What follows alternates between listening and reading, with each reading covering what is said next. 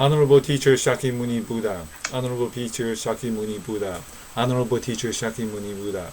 This extraordinary and profound teaching is hard to encounter over eons of time. Now that I found it and am beginning to practice, may I understand its true meaning as intended by the Buddha. During the recitation and definition, is focus, no analysis, for the wisdom mind to arise. Line 2, page 53. The Buddha said to Maitreya, Maitreya is the Buddha of the future who will come in like 56 billion years. What you say is true. Those who adore and revere a Buddha attain great merit. Buddhas very rarely appear in the world.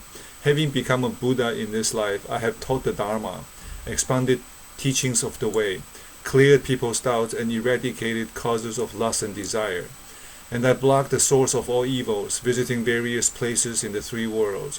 I encounter no obstructions. The wisdom disclosed in the scriptures provides for all ways of life. It keeps essential principles together and clearly reveals the truth. I have explained the reality of the five realms, thereby freeing those who have not yet attained deliverance and distinguishing between the paths of samsara and nirvana. Maitreya, you should know that you have, for innumerable kalpas, been perfecting bodhisattva practices to save sentient beings. Incalculable indeed is the number of beings who, under your guidance, have attained the way and reached nirvana. From time immemorial, you and all the devas and humans in the 10 quarters and the 4 groups of followers have been floundering in the 5 realms of samsara, undergoing indescribable troubles and afflictions. Until you were born in this life, you too underwent endless cycles of birth and death. Now that you have encountered the Buddha, listen to his expositions of the Dharma, and being able to learn about Amitayos, what pleasure and joy is this is for you and for me to share. It is time for all to seek deliverance from the pains of birth, death, old age, and sickness.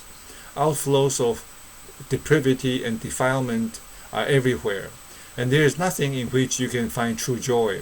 You should resolutely do worthy deeds with decorum, strive to do good, control and purify yourselves, wash off the mind's defilements, be sincere in word and deed, and allow no contradiction between what you think and what you do. Seek your own emancipation and learn turn and to saving others. Straightforwardly aspire to be born in the Pure Land and accumulate roots of virtue. However hard you may practice in this life, it can only be for a short while. In the life to come, you will be born in the land of Amitayos and enjoy endless bliss there. Being forever in accord with the way, you will no longer be subject to birth and death, and be free of the afflictions caused by greed, anger, and stupidity. If you wish your life to be as long as a kalpa, 100 kalpas, or 10 million kalpas, it will be just as you please. You will dwell in effortless spontaneity and attain nirvana. You should each diligently seek to realize your aspiration. Do not entertain any doubt or give up your endeavor, lest as a result of that fault you should be born into the 7-jeweled palace in the border region of the Pure Land and be subject to various disadvantages for 500 years. Maitreya said to the Buddha, having received your considerable admonition, we will diligently practice the way and follow your teaching. We will not allow any doubt to arise. Line 13, admission against 5 evils, page 54. The Buddha said to Maitreya, if here in this world you are upright in thought and will, and abstain from doing evil, then you will attain the utmost virtue, unsurpassed in all the lands throughout the 10 quarters. Why is this so? Devas and humans in the Buddha lands naturally do good and rarely commit evil, and so it is easy to teach and train them. Having become a Buddha in this world, I now dwell in the midst of the 5 evils, the 5 sufferings, and the 5 burnings. This is extremely painful for me. I will teach multitudes of beings, making them abandon the 5 evils, avoid the 5 sufferings, and escape from the 5 burnings. I will train their minds and lead them to practice the 5 good deeds, so that they may acquire merit and virtue and attain emancipation, long life, and nirvana. The Buddha continued, what are the 5 evils? What are the 5 sufferings? What are the 5 burnings? What is the way to extinguish the 5 evils and lead people to practice the 5 good deeds, so that they may acquire merit and attain emancipation, long life, and nirvana. The first evil, line 2, page 55. The Buddha said, the first evil is this: devas, humans, and lesser beings, including even those that crawl, are bent on doing evil. There is no being that is not. The strong subdue the weak. They all inflict serious injuries and kill each other. All devour their prey. Not knowing how to do good, they commit evil and do outrageous and unruly deeds. Later they receive retribution. It is natural that they should be destined to evil realms. Demigods keep records of offenders' acts and make sure that they are punished. That is why some are poor and destitute, corrupt, beggarly, lonely, deaf, dumb, blind, stupid, wicked, physically handicapped, deranged, or subnormal. But others are honorable, noble, wealthy, intelligent, or clever. This is the result of good and meritorious acts of benevolence, and performance of their duties to their parents in past lives. In this world, prisons are set up by the law, and those who are unafraid of them and commit offenses are sent there for punishment.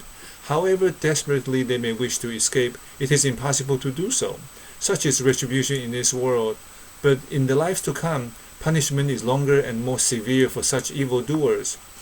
The suffering of transmigration through dark and dismal realms is comparable to the severest and most painful punishment ever enforced by law.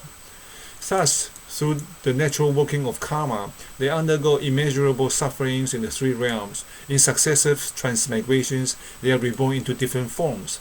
Their lifespans are sometimes long and sometimes short. Their transient selves, vital energy, and consciousness transmigrate through the natural working of karma. Although each individual is reborn alone, those bound by common karma come to be born together and take revenge upon each other. So this condition persists endlessly until the effect of their evil karma is exhausted. There is no possibility of avoiding their enemies. Floundering in samsara, they have no chance of escape or of attaining emancipation. The pain that they must undergo is indescribable. Since this law naturally obtains everywhere between heaven and earth, even if good and evil acts do not immediately bring about reward or retribution, they will certainly result sooner or later. This I call the first great evil, the first suffering, and the first burning. Those afflictions are such that they are comparable to a huge fire burning people alive. If in the midst of this, one controls one's thoughts with single-minded, does worthy deeds with proper demeanor, commits no evil, and performs only good, then with the merit and virtue acquired, one reaches emancipation and is able to escape from this world, be reborn in heavenly realms, and finally reach nirvana. This is the first great good. The second evil, line 12, page 56. The Buddha continued that the second evil is that people of the world, parents, children, brothers, sisters, members of the family, husbands and wives, all lack moral principles, break laws, conduct themselves arrogantly, commit licentious and unruly acts, pursue their own pleasures, enjoy themselves as they will, and deceive each other. What they think contradicts what they say. They speak without sincerity, flatter others with deceitful intention, fawn upon others with artful words, envy the reputation of sages, abuse the virtuous, and entrap people by dishonest means. Masters are unwise in appointing retainers who, exploiting the situation, seek every opportunity for trickery and deceit. Rulers, being unrighteous, are deceived by ministers and foolishly remove loyal and faithful subjects. This is contrary to the will of heaven. Ministers betray their rulers, children deceive their parents, brothers, sisters, husbands, wives, kinsmen, and friends deceive each other. They harbor greed, anger, and stupidity, and desiring many possessions, seek their own advantage. All people are the same at heart. Whether they are men of high and honorable positions or of lower and despised classes, they bring their homes and themselves to ruin and recklessly destroy their kindred. Although they are family members, friends, villagers, townspeople, ignorant and vulgar group working together, all seek to gain their own profit, thereby incurring the anger and enmity of others. When people grow rich, they become miserly and uncharitable, greedily attached to their wealth. They toil with mind and body to retain it. When their end comes, they find nothing to rely on. Ultimately, they are born and depart alone, and with nobody to accompany them. Bliss or misery resulting from good or evil acts follows them in their future lives. Thus, they are reborn in pleasant or painful states. Even if they later show regret, what good will that do?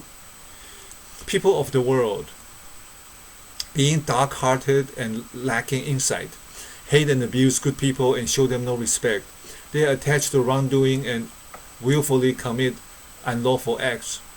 They always covet the wealth of others and harbor intentions of stealing. After spending and squandering what they have robbed from others, they seek to regain it. Because of their own hidden motives and dishonesty, they slyly study the reactions shown on the faces of others.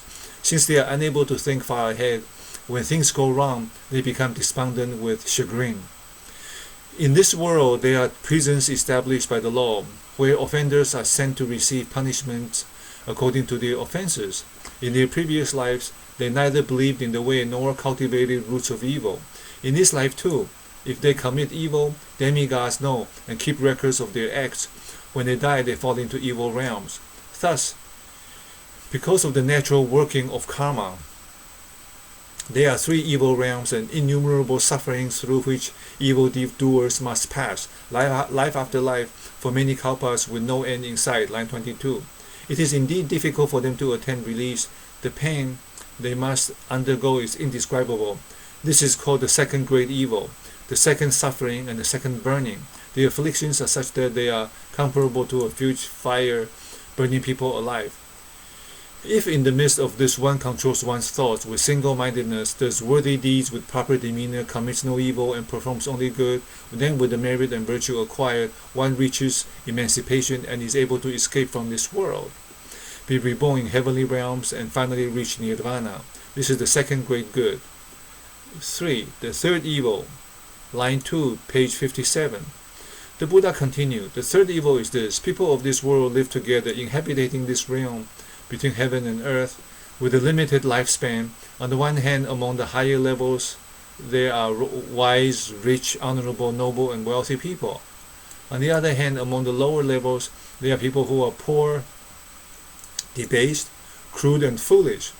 Besides, there are evildoers who always harbor vicious thoughts and think only of self-gratification. They are full of worries, sunk in lust and attachment, are restless in their daily lives, greedy and miserly, and desirous of what they have no right to possess. They gloat over fair-skinned women, behave licentiously and commit obscene acts with them, hate their own wives, and secretly frequent brothels. Consequently, after squandering all their resources, they begin to break the law. They form bands, start riots, engage in fighting, unlawful attack, and kill people and plunder property. Such have evil designs on the possessions of others. Without working at their own occupations, they acquire things through theft. Driven by desire, they commit further offenses. Feverishly agitated, they intimidate and rob people to support their own wives and children in the goods thus acquired. Obeying only the dictates of their passions, they become addicted to wanton pleasures. They also disregard seniority in kingship, causing sorrow and anguish to other family members and relatives. Furthermore, they take no account of the laws of the state. But such evils are known to others and also to demons. The sun and the moon recognize them, and demigods keep records of their doings. Thus, because of the natural working of karma, there are three evil realms and innumerable sufferings through which evildoers must pass, life after life for many kalpas, with no end in sight. It is indeed difficult for them to gain release. The pain they must undergo is indescribable. This is called the third great evil, the third suffering, and the third burning. The afflictions are such that they are comparable to a huge fire burning people alive. If in the midst of this one controls one's thoughts with single-mindedness, does worthy deeds with proper demeanor, commits no evil, and performs only good, then with the merit and virtue acquired one reaches emancipation and is able to escape from this world, be reborn in heavenly realms, and finally reach nirvana. This is the third great good. 4. The fourth evil. Line 7, page 59. The Buddha continued, the fourth evil is this. People of the world do not think of doing good. They incite each other to commit various kinds of evil, uttering harsh and abusive words, telling lies, and engaging in idle talk. They slander others and cause contention. They hate and envy good men and ruin the wise. While they rejoice in watching this behind the scenes, they are neglectful of their parents, make light of their teachers and elders, fail to win the trust of their friends, and lack sincerity. Holding themselves in high esteem, they think that they are virtuous. They act waywardly in an overbearing manner and despise others. Unaware of their own evil, they never feel ashamed of themselves. Boastful of their physical strength, they demand respect and fear from others. Taking no heed of heaven, earth, demigods, or the sun and the moon, they disdain to do any good, so they are difficult to train and convert. Holding themselves in high esteem, they demand their own way, arrogant, afraid of nothing. They always assume a haughty attitude, but demigods keep record of their evils. Perhaps there was some meritorious act in their past lives, and they can count on the effect of that small stock of merit is soon exhausted. Good divinities forsake them, leaving them alone and with no one on whom to depend. When their lives end, all their evil recoils upon them and forces them through the natural working of karma to descend to the evil realms.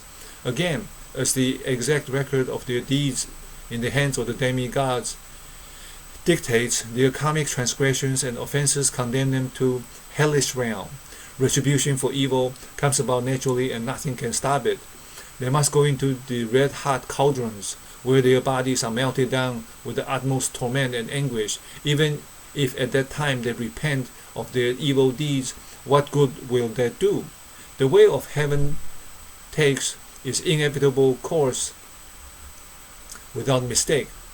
Thus, because of the natural working of karma, there are the three evil realms and innumerable kinds of suffering through which evildoers must pass life after life for many kalpas, with no end in sight. It is indeed difficult for them to gain release, and the pain they must undergo is indescribable.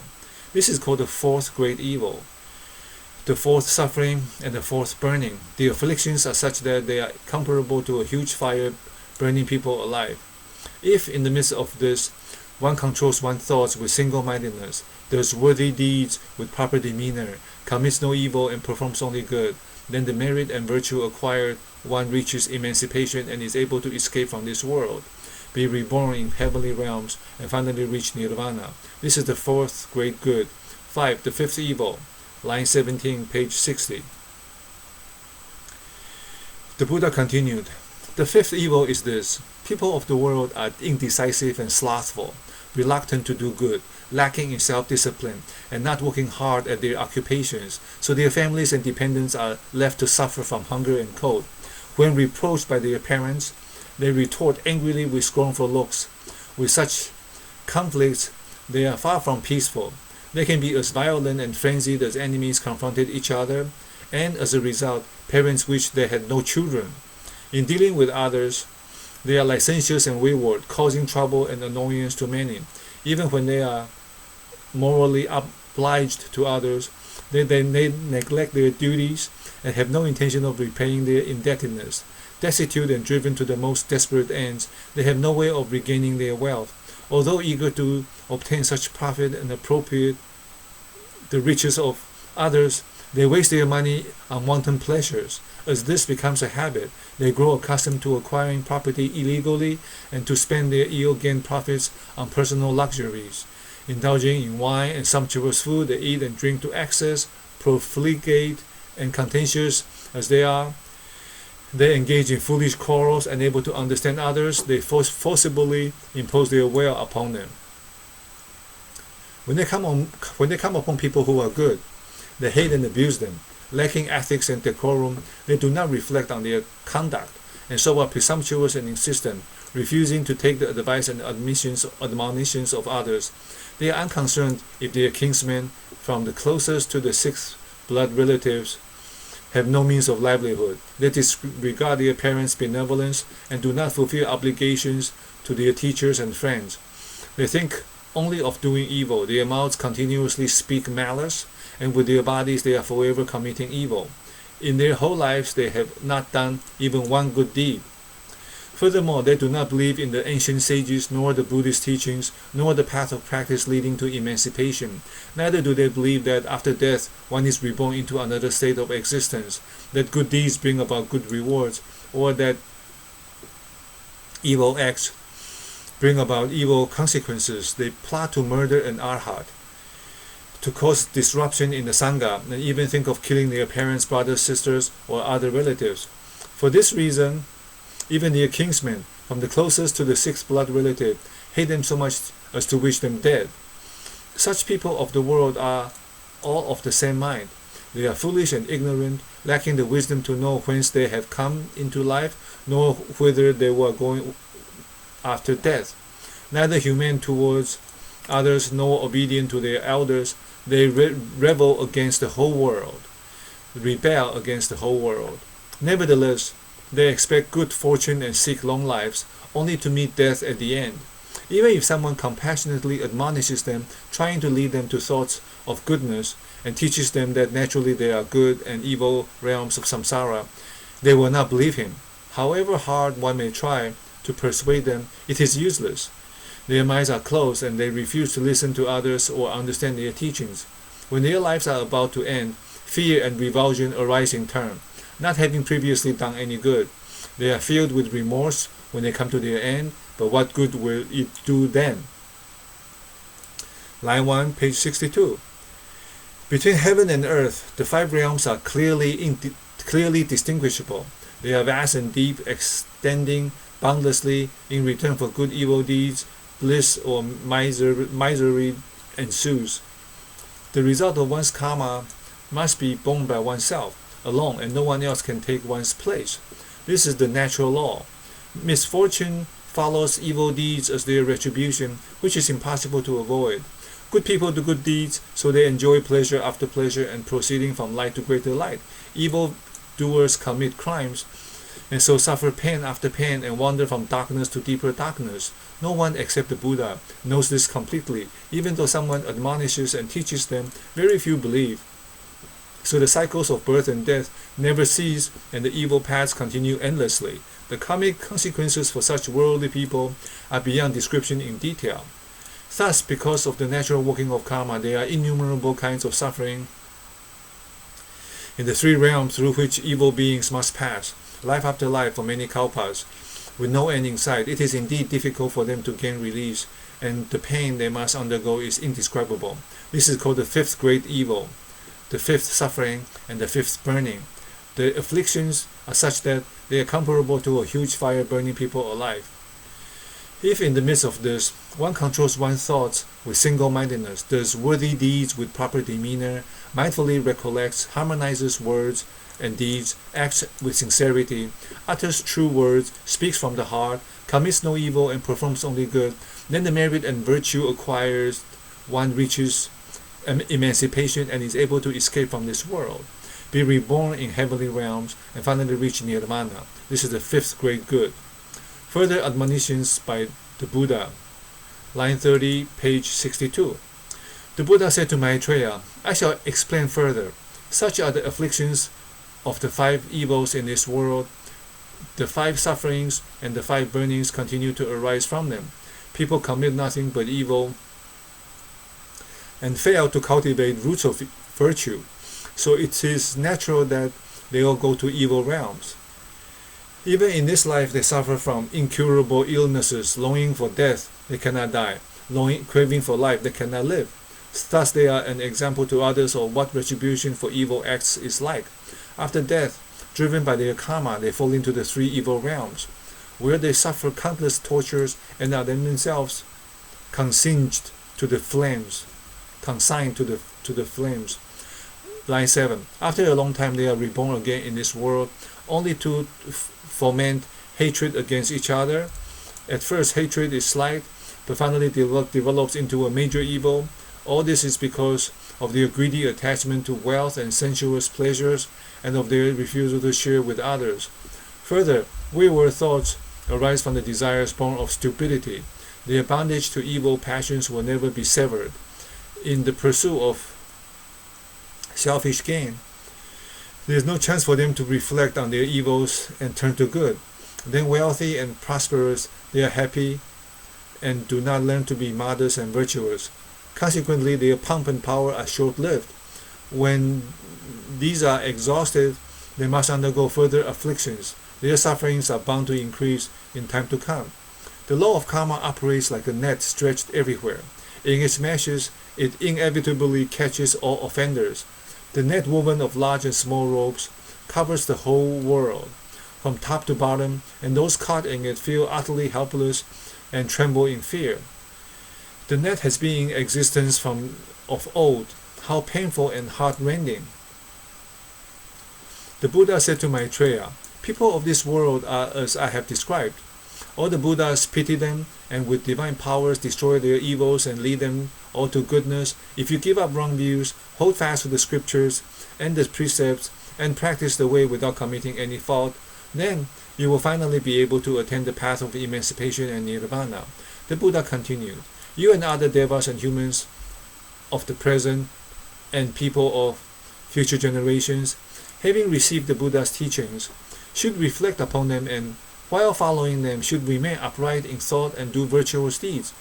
Rulers should abide by morality, reign with benevolence, and decree that everyone should maintain proper conduct. Revere the sages, respect men of virtue, be benevolent and kind to others, and take care not to disregard the Buddha's teachings and admonitions. All should seek emancipation, cut the roots of samsara and its various evils, and all aspire to escape from the path of immeasurable sorrow, fear, and pain in the three evil realms.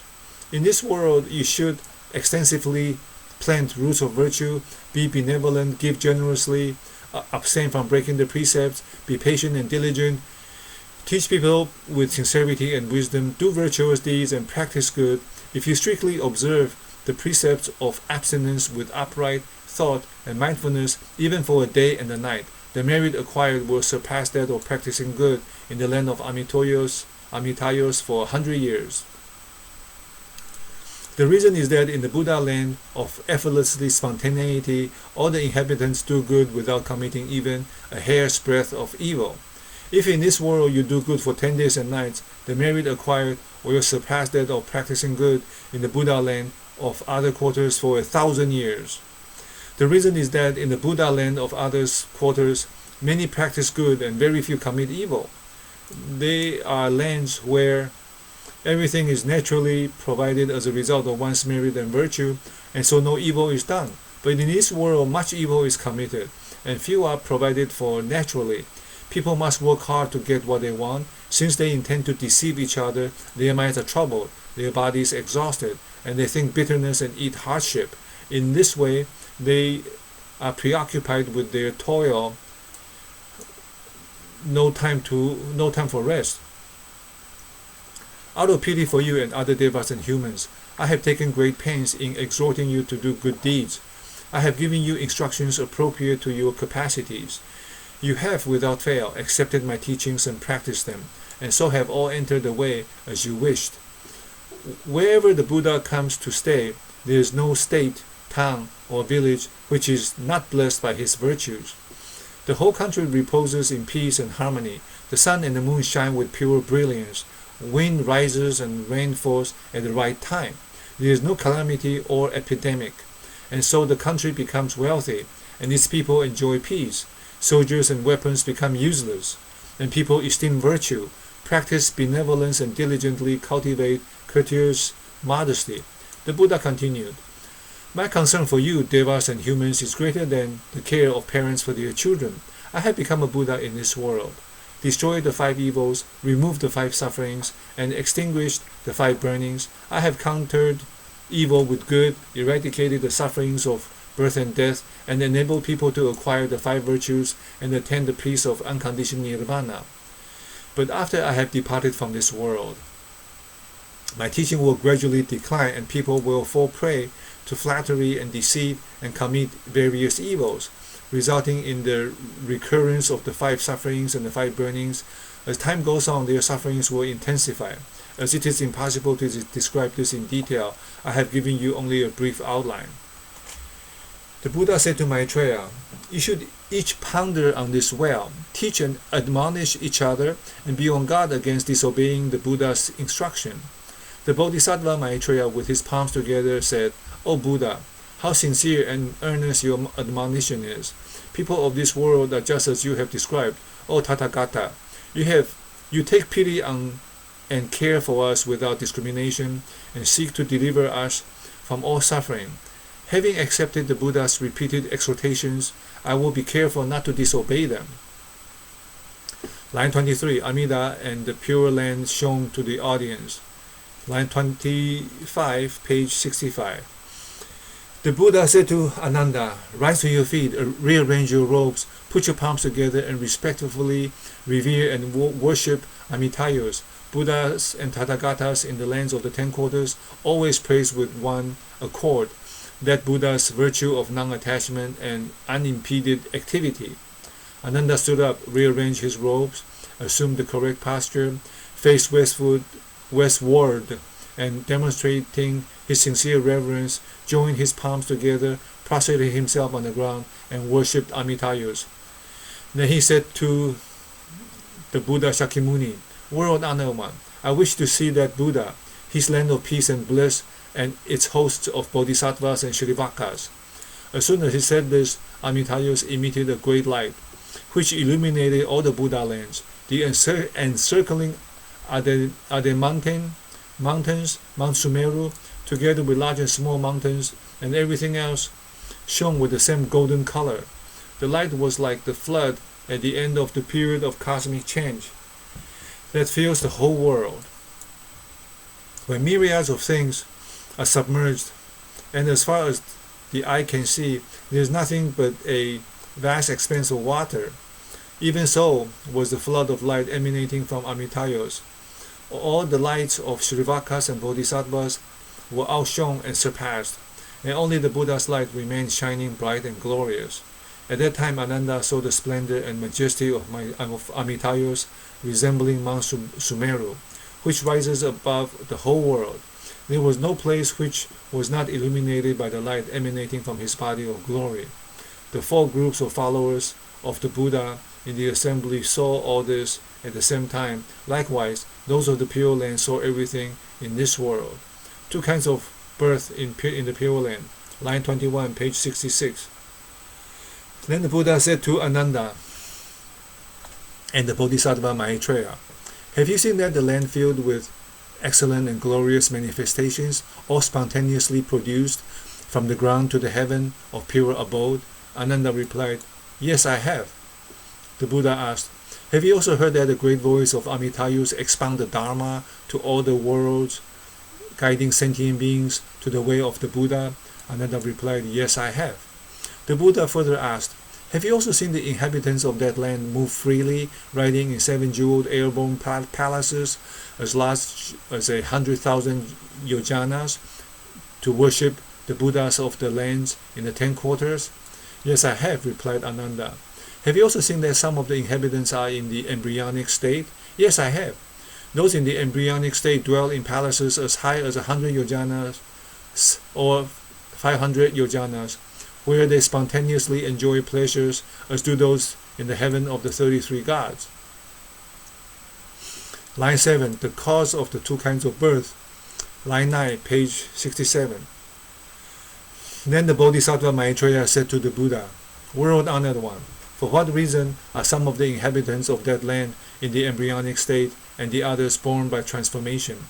The Buddha replied, "Maitreya, if they are sentient beings who do various meritorious deeds, aspiring for birth in that land, while still entertaining doubt, such beings are unable to comprehend the Buddha wisdom, inconceivable wisdom, ineffable wisdom, boundless Mahayana wisdom, and incomparable, unequaled, unsurpassed supreme wisdom.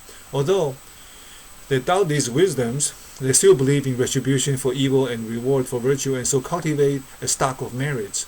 Aspiring for birth in that land, such beings are born in a palace, where they dwell for 500 years without being able to behold the Buddha, hear his exposition of the Dharma, or see the host of bodhisattvas and shrivakas. For this reason, that type of birth in the Pure Land is called embryonic state. If there are sentient beings who with resolute faith accept these kinds of wisdom, from the Buddha's wisdom to the supreme wisdom, do meritorious deeds, and sincerely transfer their merit acquired to that land, those beings will be born by transformation spontaneously, seated with legs crossed in the 7-jeweled lotus flowers, and instantly attain the same glorious forms, wisdom, and virtue of those of other bodhisattvas there. Shakyamuni Buddha's encouragement of faith, line 30. Line 32. Further, Maitreya, if great bodhisattvas in the Buddha lands of other quarters desire to see Amitayos and revere and make offerings to him, and the hosts of bodhisattvas and shrivakas, they will, after birth, be born in the land of Amitayos. Spontaneously transformed, they will be born from within the 7-jeweled lotus flowers. Maitreya, you should know that those born by transformation are possessed of supreme wisdom, while those in the embryonic state lack that wisdom and must pass 500 years without being able to see the Buddha, hear his teaching of the Dharma, see the hosts of bodhisattvas and shrivakas, make offerings to the Buddha, learn the rules of conduct for bodhisattvas, or perform meritorious practices. You should know that this is because those beings harbored doubt and lacked wisdom in their previous lives. And the embryonic birth, line 14, line 16, page 68. The Buddha said to Maitreya, let us suppose that a wheel-turning monarch has a special chamber which is adorned with 7 jewels and provided with curtained couches and silken banners hanging from the ceiling. If princes have committed offenses against the king, they are taken to that chamber and fettered with gold chains. There they are served with food and drink, provided with clothes, couches and cushions, flowers and incense, and they enjoy music, being treated just like the wheel-turning monarch himself. They have no wants. Do you think that those princes would enjoy living there? No, they do not, replied Maitreya. They will seek various means of approach to ask a man of power to help them escape. The Buddha said to Maitreya, those beings born with the lotus buds are like that. Because of their doubt in the Buddha's wisdom, they have been born in palaces. Although they receive no punishments or ill treatment, even for a single moment, they must pass 500 years there without being able to see the 3 treasures, making offerings to the Buddha or cultivate the stock of virtue. This is distressing them. Though there are other pleasures, they do not enjoy living there. If those beings become aware of the faults committed in their former lives and deeply repent, they can, as they wish, leave to go to where Amitayus dwells. Then they can worship and make offerings to him. They can also visit innumerable and countless other Buddhas to perform various meritorious practices, Maitreya. You should know that the bodhisattvas who allow doubt to arise lose great benefits. For this reason, you should have resolute faith in the supreme wisdom of the Buddha. Bodhisattvas visit to the Pure Land from other Buddha lands, line 10, page 69.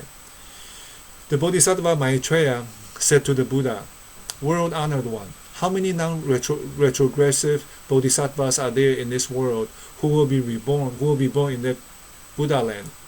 The Buddha replied, 67 kotis of non-regressive bodhisattvas from this world will be born there.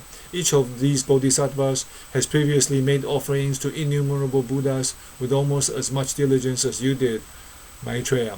Furthermore, bodhisattvas of lesser practices and those who have performed small acts of merit, whose number is beyond calculation, will be born there. The Buddha said to Maitreya, not only those bodhisattvas from this world, but also those from Buddha lands in other quarters are born there.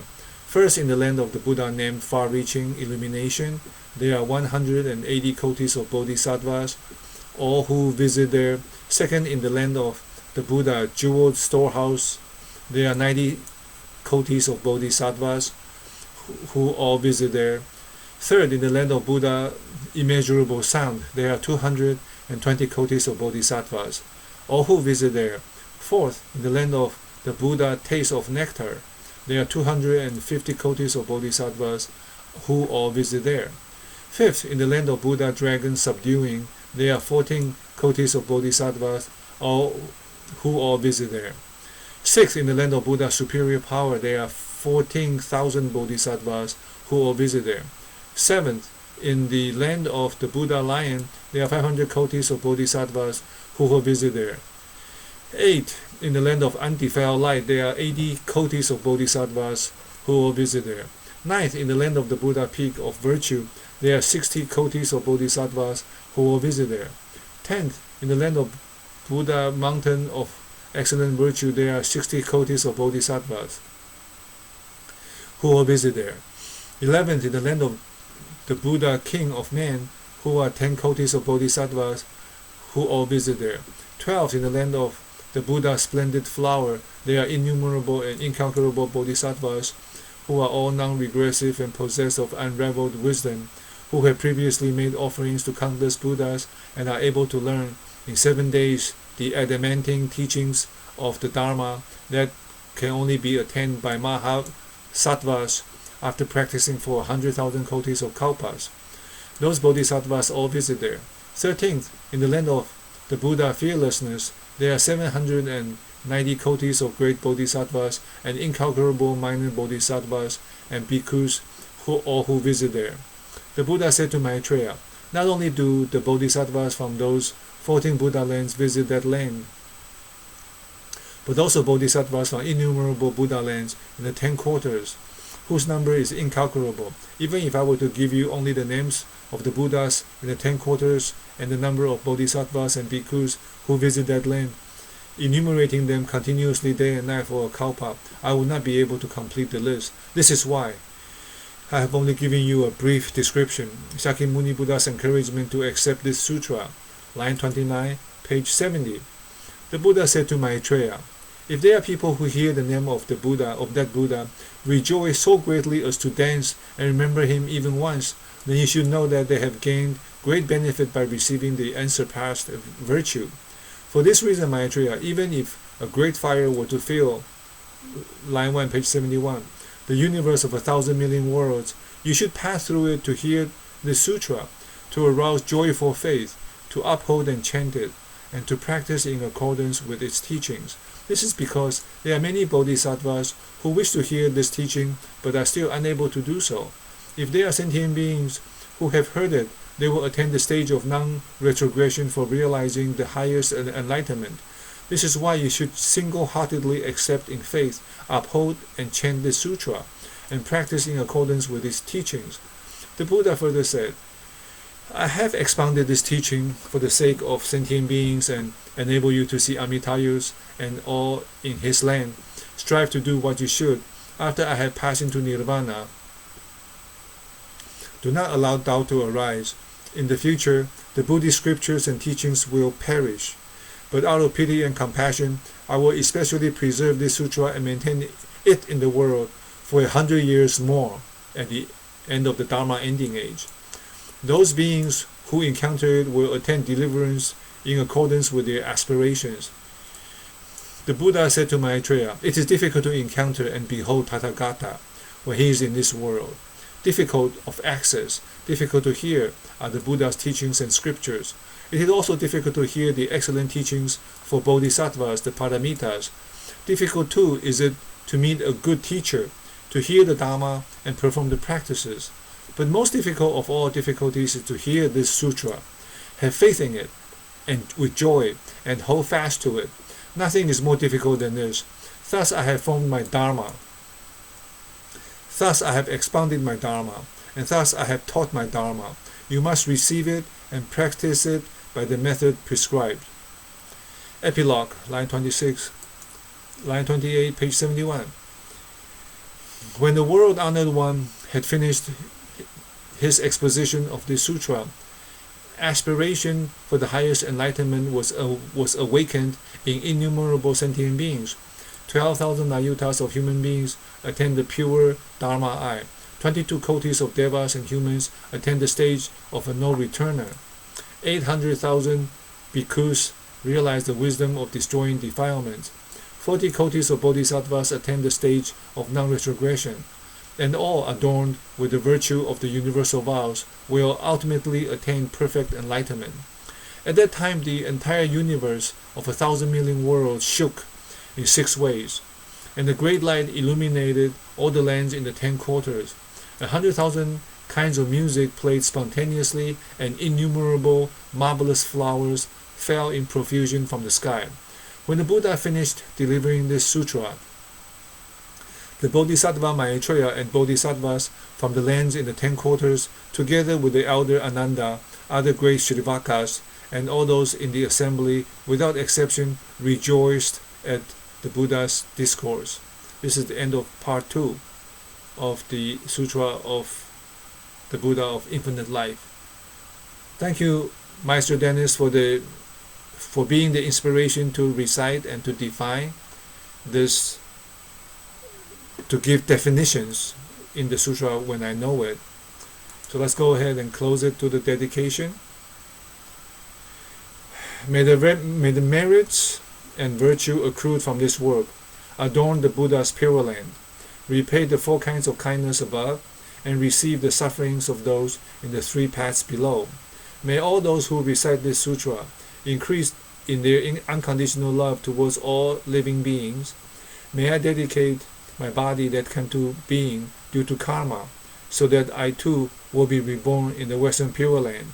And the reminder to myself and to you and to anybody who will be watching this video, chant Amitofo continuously throughout the day, whether you are standing, sitting, walking, laying down, eating, driving, even watching TV. Unless you are working, you can continuously chant Amitofo 1 to 10 times, 1 to 10 times. Don't count it, but just keep track of the ordinal number, which one is the recitation. If I say Amitofo, Amitofo, Amitofo, I know I have said it 3 times, but I didn't count it. So 1 to 10, 1 to 10 times, 1 to 10 times, and keep on doing that day and night. And many people have attained the level where they are no longer attached, and they can connect with the Amitofo Buddha in 3 years. Doesn't mean they will go to the Pure Land, but at least they can make a connection. Anything you want to add, Master Dennis? No, thank you very much.